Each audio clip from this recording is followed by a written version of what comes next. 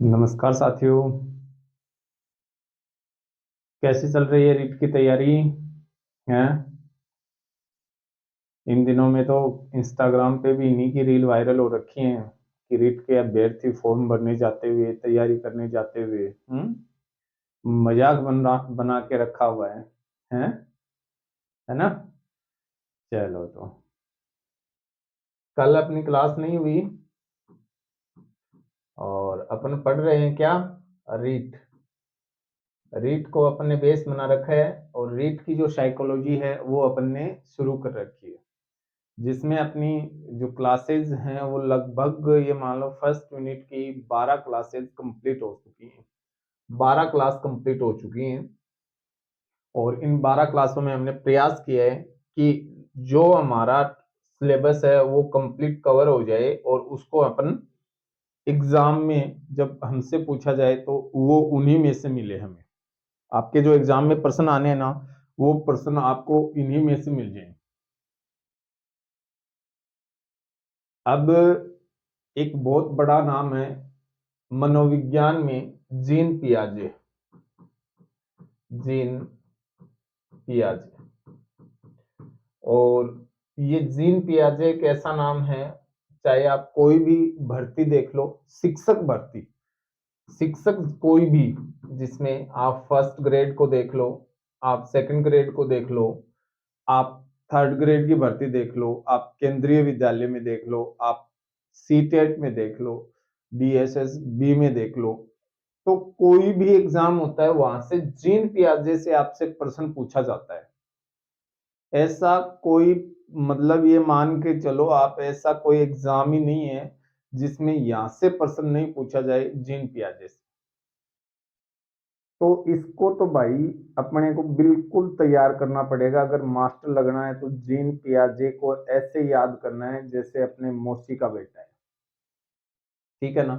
अब देखो, समझो, ये जो जीन पियाजे है ना, इसने दो बातें बताई थी आपको मैं बताता हूँ। संज्ञानात्मक मनोविज्ञान का जनक भी किसी को कहते हैं, जीन पियाजे को। और देखो, एक शब्द होता है संज्ञान। क्या होता है? संज्ञान। और मैंने आपको बताया भी था बालक का संज्ञानात्मक विकास। और एक होता है व्यवहार। कोई व्यक्ति व्यवहार करता है, कोई भी बालक है, कोई व्यक्ति है जो व्यवहार करता है, उस व्यवहार के पीछे जो मानसिक प्रक्रियाएं होती हैं वो उसका संज्ञान है। समझ आ रहे हो? आ रहा है समझ? कि मतलब कोई व्यक्ति कोई विशेष व्यवहार करता है, उस व्यवहार के पीछे जो मानसिक प्रक्रिया होती है उसको कहते हैं संज्ञान। जो प्रोसेस होती है, जो प्रोसेस होती है, जैसे मान लो मैं आपको समझा रहा हूं और इसमें प्रोसेस ये है कि भाई अभी अपन बातें कर रहे हैं, सामान्य से शब्दों में मैं बात कर रहा हूं, कहीं कोई दिक्कत नहीं है ना? कहीं कोई दिक्कत नहीं है। तो ये जो बातें हैं, ये जो मेरा व्यवहार है, कभी मैं आपको हंसता हूं, कभी पूछता हूं हाँ भाई याद है क्या, ये अपना व्यवहार है ना? और इस व्यवहार के पीछे मेरा मस्तिष्क जो प्रोसेस करता है वो मेरा संज्ञान है। समझ रहे हो? भाई अपने घर पे मान लो, एक छोटी सी बात मैं आपको बताता हूँ संज्ञान की।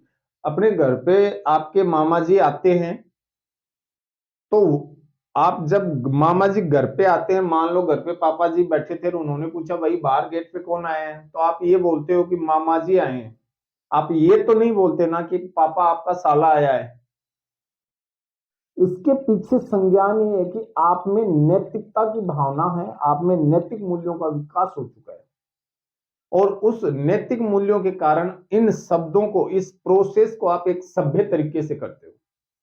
और वही क्या है? आपका संज्ञान है। संज्ञान में हमने पढ़ा था संवेदना है, प्रत्यक्षीकरण है, तर्क है और तार्किकता है, चिंतन है। तो ये सारे जो कंटेंट है ये किसके हिस्से हैं? संवेद, इसके अपने संज्ञान के, है ना? और उन्हीं के प्रभाव में आकर व्यक्ति व्यवहार करता है ना? इसी प्रोसेस के प्रभाव में आकर व्यक्ति प्यार, ये व्यवहार करता है। सॉरी, प्यार शब्द निकल रहा है ना? आज पता नहीं ऐसा शब्द बार बार क्यों निकल रहा है, प्यार, है ना? कोई बात नहीं, प्यार भी हो जाएगा आपको, जब नौकरी लग जाओगे ना तब प्यार अपने आप हो जाएगा। और खाली जेब से कभी प्यार नहीं होता है, ठीक है ना। ये वक्त बदल चुका है, ये 21वीं सदी का भारत है, यहाँ खाली जेब से कभी प्यार नहीं होता है ना। यहाँ खाली जेब से प्यार नहीं होता है, तो प्यार तभी होगा जब नौकरी लग जाओगे, ठीक है। तो नौकरी लगने के लिए अपने को क्या करना पड़ेगा, जीन पियाजे को पढ़ना पड़ेगा। तो शुरुआत करते हैं अपन। और ये जो जीन पियाजे है ये संज्ञान की बात करता है, इसमें भी ये देखो दो बातें करता है। एक तो ये कहता है कि ये अवस्थाएं विभाजित करता है, और एक ये बात करता है इसकी प्रक्रिया की। तो जो अवस्था सिद्धांत है वो अपन बाल विकास में पढ़ेंगे, और प्रक्रिया जो सिद्धांत है वो अपन अधिगम में पढ़ेंगे। तो देखो अवस्था सिद्धांत में अपन शुरू करते हैं, हेडिंग डाल दो स्पेशल, पियाजे का संज्ञानात्मक विकास सिद्धांत, है ना। और ये जो पियाजे था इसका जन्म होता है स्विट्जरलैंड में, और स्विट्जरलैंड में जब इनका जन्म होता है और फिर ये एक बनते हैं चिकित्सक, है ना। 1896 ईस्वी में इनका जन्म होता है, और फिर इन्होंने बहुत सारी लगभग 32 पुस्तकें लिखी हैं, बुक लिखी इन्होंने। उनमें से एक बुक मैंने आपको पीछे बताया भी था, बालक का नैतिक विकास, है ना। ऑटोनोमस और हेट्रोनोमस बात की थी ना अपन ने, वहां भी मैंने आपको एक बुक बताई थी। आप कमेंट करके मुझे बताओ कि वो कौन सी बुक थी, है ना। और एक अवस्था में मैंने आपको बताया था कि नामकरण विस्फोट की अवस्था किस अवस्था को कहा जाता है और किसने कहा था, कमेंट करो। फिर देखो पियाजे ने origin of intelligence in the child, सीधा सा है कि बालक में बुद्धि का विकास कैसे होता है, ये पुस्तक लिखी थी 1936 में। और उसमें बताया था कि बालक द्वारा अर्जित ज्ञान के भंडार का स्वरूप विकास की प्रत्येक अवस्था में बदलता है और परिमार्जित होता है। इसका मतलब परिमार्जन को मतलब क्या समझ रहे होगे आप, बर्तन न मांजा न मांजा हूं, साफ करा हाँ फिर दोबारा यूज करा, नए प्रोडक्ट बना लिया, बार बार उपयोग करके सुधार करता जाऊं, वो है परिमार्जन। और प्रत्येक अवस्था में बदलता है, जैसे बाल्यावस्था से पहले आता है शैशव में, शैशव अवस्था, इसमें बालक का जो विकास है वो अलग तरीके से होता है। फिर बाल्यावस्था में जो है वो अलग तरीका होता है, और फिर किशोरावस्था जब आती है बालक में तो उसमें जो विकास है वो अलग तरीके से होता है, ठीक है ना। तो इसमें अपन देखने वाले हैं कि किशोरावस्था है, शैशव अवस्था है, बाल्यावस्था है, इनमें कैसे कैसे बदलाव आते हैं। तो इन्होंने इस सिद्धांत को कहा था अवस्था मॉडल, स्टेजों में बांट दिया था, तो अवस्था सिद्धांत भी कहा जाता है जीन पियाजे का संज्ञानात्मक अवस्था सिद्धांत। अब इन्होंने जो प्रयोग किए वो इनके ही बच्चे थे, लोरेंट, ल्यूसिन और जैकलिन, ये इन्हीं के बच्चे थे, लगभग 3, 3.5, 4 साल के बच्चे थे, इन पे इन्होंने प्रयोग की। पियाजे ने संज्ञानात्मक विकास की कुल 4 अवस्थाएं दी थी। अब ये अवस्थाएं आपको याद होनी चाहिए। देखो, संवेदी गामक, पूर्व संक्रियात्मक, मूर्त संक्रियात्मक और औपचारिक संक्रियात्मक। अब कैसे याद रखोगे, संवेदी, पूर्व, मूर्त और औपचारिक, ठीक है ना।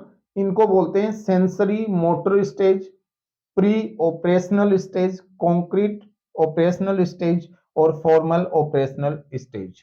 जन्म से 2 वर्ष तक बच्चा संवेदनाओं के माध्यम से सीखता है, फिर वो 2 से 7 वर्ष का होता है तो वो पूर्व संक्रिया यानी क्रियाओं से पूर्व का जो ज्ञान होता है उनके माध्यम से सीखता है, फिर वो मूर्त, सामने जो चीजें उसको दिखाई देती है उनके माध्यम से अंतर क्रिया करके सीखता है, और फिर वो औपचारिक हो जाता है। इसका मतलब वो अमूर्त चिंतन, निगमनात्मक चिंतन भी शुरू कर देता है ना। तो ये देखो, अब यहां से थोड़ा सा आप ध्यान दोगे ना, तो ये जो अवस्था, 2 अवस्थाएं हैं, इनमें देखो 5 वर्ष तक हमने पढ़ा था शैशव अवस्था है, और 5 के बाद में 6, 7, 2 साल इसमें आ गई बाल्यावस्था की। तो मैं ये कह सकता हूं पूर्व बाल्यावस्था भी तो है ही, है ना। फिर देखो 7 से 11 ये अपनी बाल्यावस्था हो गई, और फिर 12 या 11 से 18 ये अपनी किशोर अवस्था। जो गुण अवस्थाओं की वही सिमिलर इनके होंगी, बस कुछ बातें हैं जो पियाजे ने बता दी अलग से। अगर आपको पीछे यूं का यूं याद है, आपको याद है बच्चा तार्किक चिंतन कब करता है, बच्चा जो है उसमें भाषा का विकास कौन सी अवस्था में सबसे तीव्र होता है, तो हमें पता है कि बच्चे में जो भाषा का विकास सबसे ज्यादा होता है वो बाल्यावस्था में, लेकिन शारीरिक और मानसिक विकास शैशव अवस्था में, शारीरिक सबसे ज्यादा परिवर्तन होते हैं किशोरावस्था में। तो हमें पता है संवेगों में सबसे ज्यादा अस्थिर जो संवेग होते हैं वो किशोरों के होते हैं। हमें पता है कि क्षणिक परिवर्तन वाले संवेग जो हैं वो शैशव के होते हैं। तो ये जब हमें याद है तो हमें यहाँ कोई दिक्कत आनी है नहीं, कहीं दिक्कत नहीं है। चलो अब देखो, याद करो, संवेदी पूर्व, संवेदी पूर्व मूर्त और औपचारिक, ऐसे याद रखो, संवेदी पूर्व मूर्त और औपचारिक, है ना, ऐसे याद रख लो, संवेदी पूर्व मूर्त और औपचारिक। और ऐसे याद नहीं रहे तो आंखें बंद कर लो, और आंखें बंद करके जिसकी फोटो दिखाई दे, आपको तो सबको पता है गर्लफ्रेंड की दिखाई देगी, तो गर्लफ्रेंड के चेहरे पे याद रखो संवेदी पूर्व और मूर्त और औपचारिक, चार नाम याद रख लो, ठीक है। अब एक एक अवस्थाओं को पढ़ते हैं और शुरू करते हैं अपन, इसको नोट कर लो पहले, हो गया नोट, करो, फिर अपन इसको देखते हैं। देखो पहली है संवेदी गामक अवस्था, जिसमें सेंसरी मोटर स्टेज भी कहते हैं, जन्म से 2 वर्ष। संवेदी इंद्रियों और क्रियाओं द्वारा बाह्य जगत को अनुभव करता है, जैसे देखना है, सुनना है, सूंघना है, होठ हिलाना है, हाथ पैर हिलाना है आदि। इसमें कौन कौन सी घटनाएं होती हैं, देखो एक घटना है वस्तु स्थायित्व का विकास कर लेता है, और वस्तु संयोजन का विकास करता है। देखो वस्तु स्थायित्व का मतलब ये हो गया, आप ध्यान से देखो, वो बच्चा जो है वो किसी एक वस्तु के ऊपर अपनी नजर स्थायी कर लेता है। यानी सीधी सी बात है, मैंने आपको बताया था 3 माह का जो बच्चा है वो अपनी माता को पहचान लेता है। तो इसमें वस्तु जो कोई भी स्ट्रक्चर है उसको पहचान स्थायी बना लेता है, वस्तु संयोजन कर लेता है, कुछ चीजें जोड़ भी लेता है। अजनबी चिंता रहती है उसके पास, अगर मम्मी ने दूध नहीं पिलाया तो चिंतित रहता है, अगर पोटी नहीं की तब चिंतित रहता है। तो एक अजनबी चिंता रहती है, विलंबित अनुकरण करता है, जो घटना आपने कर दी उसको थोड़ी देर बाद दोहराएगा। फिर जिज्ञासा की उत्पत्ति हो जाती है, वो आपसे पूछने की कोशिश करता है, मम्मी ये क्यों, क्यों, क्योंकि हमने कहा है 10 से 12 वर्ष का जो बच्चा है वो पहला शब्द बोल देता है, और 2 वर्ष का बच्चा है वो 272 शब्द बोलता है। किसने कहा था, स्मिथ ने। याद आ रहा है कुछ, तो जिज्ञासा हो जाती है उसके पास, वो पूछता है ये बातें क्यों होती हैं। फिर लक्ष्य निर्देशित व्यवहार है उसके पास, उसका व्यवहार जो है वो डायरेक्ट, अगर उसको दूध पीना तो वो मम्मी के पास जाएगा, लक्ष्य निर्देशित है, उसको कोई मतलब नहीं है कौन बैठा है क्या कर रहा है कौन है, क्योंकि मैंने बताया था आपको, यहाँ जो अवस्था है 2 वर्ष तक का जो बच्चा है उसमें नैतिकता नहीं होती है भाई, उसमें क्या नहीं होती है, नैतिकता नहीं होती है। वो ये नहीं देखता है आपकी मम्मी के पास कौन बैठा है क्या कर रहा है कौन नहीं है, क्या है, पड़ोसी है, कोई सुंदर लड़की आके मम्मी के पास बैठी है या मौसी आई हुई है, कोई मतलब नहीं है। उसको तो सीधा सा जाना है, दूध पीना तो पीना है, तो सीधा जाएगा मम्मी के पास, मतलब लक्ष्य निर्देशित, लक्ष्य उसके सामने होता है तब वो अपना व्यवहार करता है। फिर पियाजे ने इस अवस्था को भी 6 उप अवस्थाओं में बांट दिया। देखो पहले करता है सहज क्रिया, फिर वो करता है प्रमुख वर्तीय अनुक्रियाओं की अवस्था है, फिर गौण वर्तीय अनुक्रियाओं की अवस्था है, फिर गौण स्कीमेटा के समन्वय की अवस्था है, फिर तृतीय वर्तीय अनुक्रियाओं की अवस्था है, और फिर मानसिक सहयोग द्वारा नए साधनों की खोज की अवस्था है। अब देखो यहां से नहीं पूछा गया है, आज तक नहीं पूछा, मैंने इसलिए डाला है कि बहुत से बच्चे ऐसे कमेंट करेंगे सर आपने पियाजे कम पढ़ाया है, और हमें पता है सर को नहीं आता इसलिए नहीं पढ़ाया, है ना, कि भाई साहब इसको ही नहीं आता यार, छोटो सो छोरो है क्या हो, है ना, एंड क्या है फालतू में लेके यूट्यूब पर लाग रहे हो खई कनका किमी को नहीं आओ।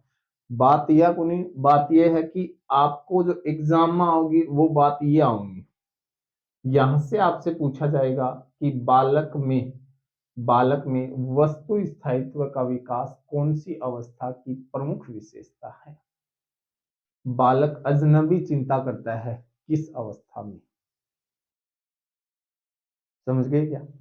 बाकी ज्यादा कोई अलग से कोई नहीं पूछा जाता है, ठीक है। तो ये आपको याद रखना है। बाकी अगर याद हो तो ठीक है, नहीं हो तो भी कोई फांसी को तोड़ा है ना, कोई दिक्कत की बात को नहीं अपना न हो तो भी बस याद रखियो। पियाजे संवेदी गामक अवस्थान 6 अवस्था में बाटी, जम सहज प्रमुख गौण गौण स्कीमेटा तृतीय वर्ती और मानसिक सहयोग द्वारा नए साधनों की खोज की अवस्था है। इनको याद हो तो कर लेना, नहीं हो तो कोई दिक्कत नहीं है, बट ये तो अपने को याद करनी पड़ेगी, ठीक है। तो नोट डाउन कर लो। हो गया, हो गया क्या? चलो देखते हैं। एक है पूर्व संक्रियात्मक अवस्था, सेकेंड नंबर की है जो 2 से 7 वर्ष। इस अवस्था में बालक तार्किक चिंतन के बजाय अंतर्दृष्टि का प्रयोग करते हुए शब्दों और चित्रों को प्रस्तुत करते हैं तथा प्रतीकात्मक विचारों का विकास होता है। मैंने बताया था ना, 2 से 7 वर्ष का बालक जो है उसके सामने जो वस्तुएं हैं उनसे अंतर क्रिया कर लेता है, उसके सामने जो कुछ है उससे अंतर क्रिया कर लेता है, ठीक है ना। तो वो क्या करता है कि तर्क नहीं दे पाता, लेकिन खुद की सूझ से अंतर्दृष्टि मतलब खुद की दिमाग से जो उसके सामने शब्द हैं, जो चित्र हैं, उनके प्रति वो अपनी प्रतिक्रियाएं प्रस्तुत करता है। इसकी इस घटना है, इसकी विकासात्मक घटना है, कल्पना करता है, भाषा कौशल का विकास होना शुरू हो जाता है, समस्या समाधान की योग्यता का विकास, आत्म केंद्रितता और प्रत्यक्षात्मक चिंतन लिख रखा है ना, इंपॉर्टेंट है, इसको देख लेना भाई। प्रत्यक्ष का मतलब जो आंखों के सामने, जैसे तू मेरी आंखों के सामने बैठा रहे, मैं तेरी नजरों में ओझल हो जाऊं, है ना। प्रेमी प्रेमिका की गोद में जब बैठता है तब ऐसी बातें होती है ना कि मैं तेरी आंखों के सामने बैठा रहूं, ये वक्त यूं ही ना बीत जाए। तो ये बातें कब करता है? शादी से पूर्व। कब करेगा? शादी से पूर्व। तो याद रखना, पूर्व संक्रियात्मक अवस्था शादी से पूर्व करेगा। शादी के बाद तो प्याज लाना 2 किलो, आधा किलो टमाटर लाना, अदरक लाना, आज मसाले खत्म हो गए, घर पे वो मौसी आ रही है, आज खीर बनाएंगे, चावल लेके आना, बस यही चीजें चलती हैं। फिर आंखों में आंखें कोई नहीं डालता है, फिर तो डालते हैं मुंह में हाथ, ठीक है। ये तो मेरी किस्मत अच्छी थी, मैं मिल गई, वरना तेरे से शादी करने वाला कौन था? हुँ? वो ये तो आपकी किस्मत अच्छी थी जो मेरी मतलब मेरे से आपकी शादी हो गई, नहीं आपकी शादी कौन करता? भगवान कृपा करो, कौन करने वाला था? एक है जीवात्म। जीवात्म, इसको याद रखना। जीवात्म, जीवात्म क्या होता है कि वो प्रत्येक बातों को, प्रत्येक चीज को वो जीवित समझता है ना। शादी से पूर्व भी यही होता है। एक व्यक्ति है, उसको उस व्यक्ति को उसकी गर्लफ्रेंड ने कुछ गिफ्ट दिया है, तो वो लड़का जो है वो उस गिफ्ट को अपने पास रखता है, और अगर किसी ने कुछ कह दिया तो उसमें जीव समझता है कि ये जीवित है, ये मेरी गर्लफ्रेंड है। इसका मतलब जीवात्म का मतलब होता है जीवित समझना। बच्चे को आप खिलौना दे दो, उस लड़की जो है उस खिलौनों को अपने पास रखेगी, अपने पास सुलाएगी, और मान लो बड़े भाई ने आकर उस खिलौने को बाहर फेंक दिया कि अरे नहीं ये यहाँ नहीं चलाना है, तो वो रोने लग जाता है बच्चा कि आपने मेरे, इसको नाम निकाल लेता कुछ भी, गुड्डू को आपने बाहर फेंक दिया। तो वो प्रत्येक चीजों में जीव समझता है, दिखावा करता है, मैंने बताया था आपको, दिखावा करता है। और उल्टी क्रियाओं में असमर्थ होता है, अनुत्कर्मणीयता होती है। जैसे इसको समझो, क्या करता है, आपने बता दिया 2 और 2 कितने होते हैं? 4। तो वो कहेगा ठीक है। आपने कहा 4/2, तो वो नहीं बता पाएगा। समझ गए? जो बातें आपने सीधी बता दी वो वैसे ही समझ लेगा, लेकिन उनमें जोड़ तोड़ नहीं कर पाएगा, उनमें उनकी विपरीत घटनाओं को नहीं समझ पाएगा। जैसे 2 मग है, और इनमें मान लो आपने दूध डाल रखा है, और दोनों की साइज सेम है, ठीक है, कोई दिक्कत नहीं है। लेकिन मान लो एक मग ऐसा है जो यही है, एक आपने थोड़ा चौड़ा ले लिया, और अब की बार उसमें दूध तो उतना ही है, लेकिन वो बच्चा देख के ये नहीं समझ पाएगा कि इसमें दूध उतना ही है, वो फटाक से इस वाले को हाथ में लेगा। कि नहीं मैं तो ये वाला लूंगा, उसमें दूध कम है। इसका मतलब वो उल्टे पुल्टे विचार नहीं समझ पाते हैं। ठीक है, तो देखो, कल्पना करना, भाषा कौशल, समस्या समाधान की योग्यता का विकास है, आत्म केंद्रितता है, प्रत्यक्षात्मक चिंतन है, जीवात्म है और दिखावा करना हर उल्टी क्रिया में असमर्थ है, जिसमें अनुत्कर्मणीयता कहते हैं।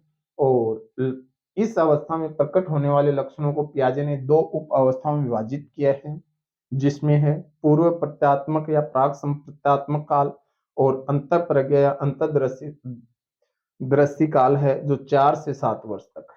ओके, तो इसको आप नोट कर लो। ओके ना, बाकी ये यहां से पूछा नहीं जाता है, मैंने तो बस ये पूरी थ्योरी आपको बताने के लिए करवा दी है, बल्कि यहाँ से प्रश्न आज तक पूछा नहीं गया है।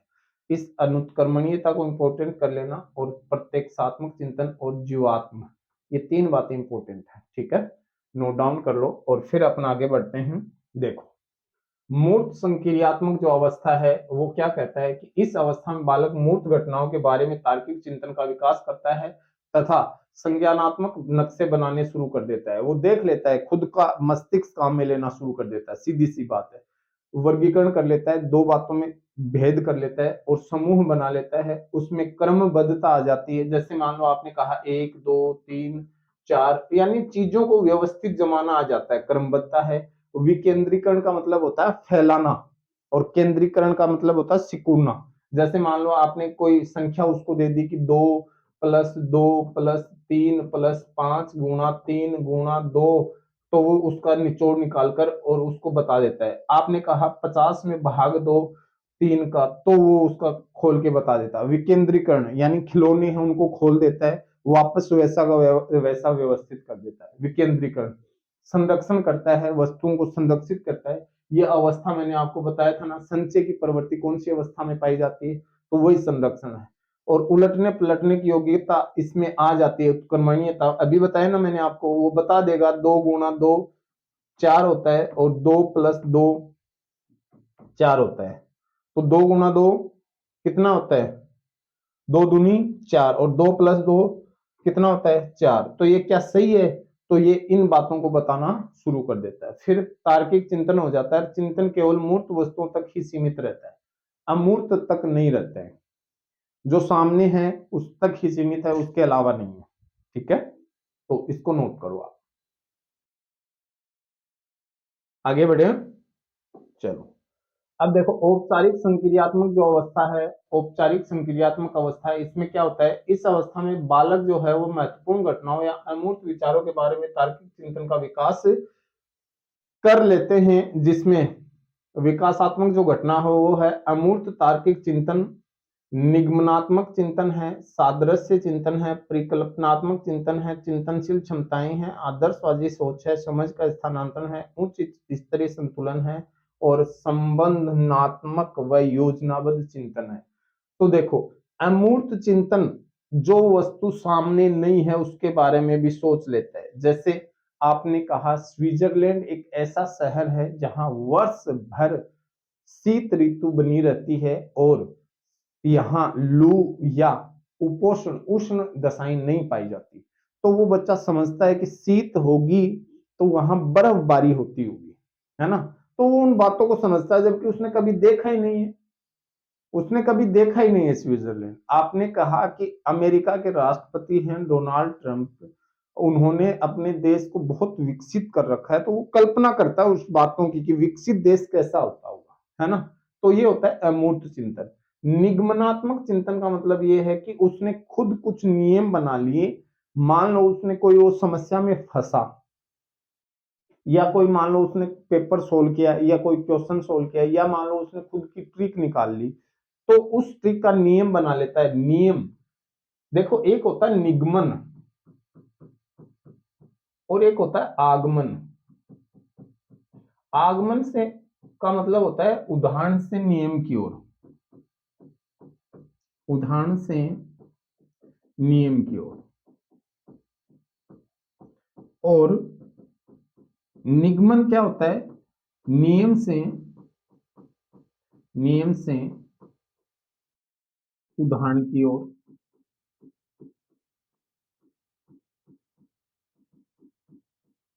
देखो नियम से उदाहरण की ओर, तो ये जो है ये निगमनात्मक नियम से उदाहरण देते हुए यहाँ वो चिंतन कर सकता है। सादृश्यात्मक चिंतन यानी जो उसने नियम बनाया है वैसी ही परिस्थिति अगर दोबारा आ जाती है तो उस चिंतन का उपयोग करके उस परिस्थिति से बाहर निकल जाता है। जैसे कई बार अपन देखते हैं, मान लो कोई औरत है और वो औरत के मान लो बच्चा खत्म हुआ है या मान लो कोई भी परिस्थिति ऐसी हो गई और वो कभी कहीं जाती है तो वैसा ही सीन जब वो देखती है तो वो रोने लग जाती है।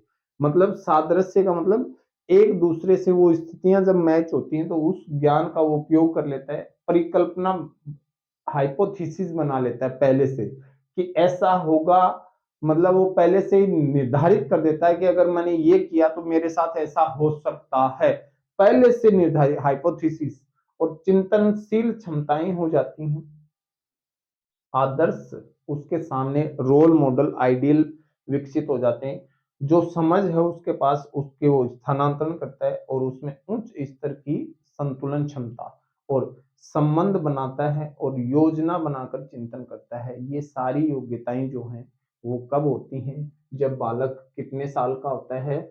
11 से 18 वर्ष।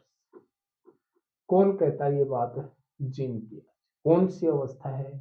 औपचारिक संक्रियात्मक अवस्था, जिसको अपन कहते हैं फॉर्मल ऑपरेशनल स्टेज।